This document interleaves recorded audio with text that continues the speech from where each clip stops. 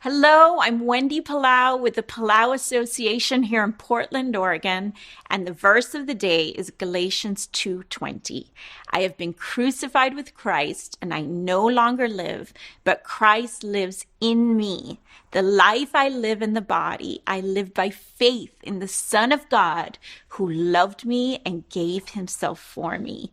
This is one of the most hopeful verses in the Bible for our spiritual lives.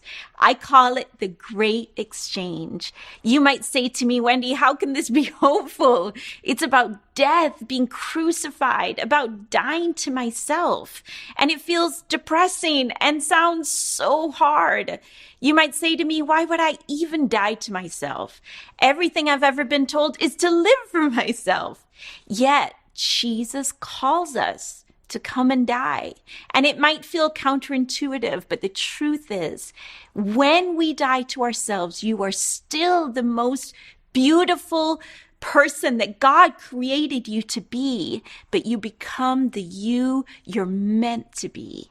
This death is the most beautiful death because this death actually brings life. And it's God's great paradox. This is what the cross is all about. And it's what life in Christ is all about.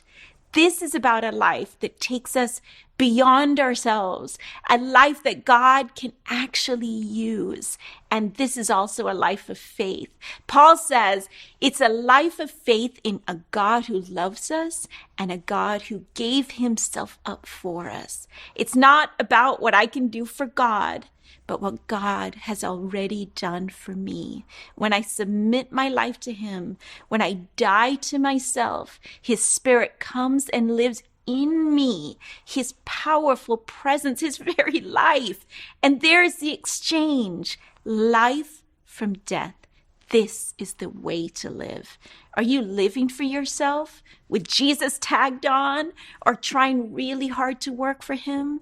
Today, I encourage you, die to yourself, give it up, give it over because he loves you and he gave himself for you.